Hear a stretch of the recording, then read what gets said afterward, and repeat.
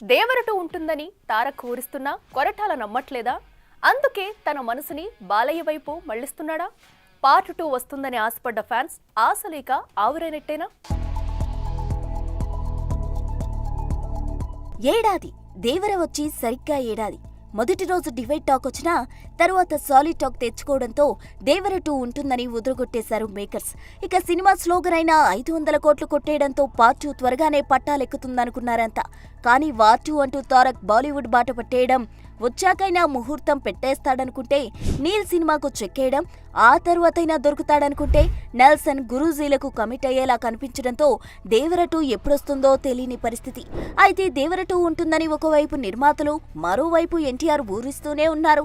తాజాగా cinema 1 year అయిన సందర్భంగా దేవర 2 ఉంటుందని మరోసారి అనౌన్స్ చేశారు. కానీ అదెప్పుడో చెప్పలేకపోయారు.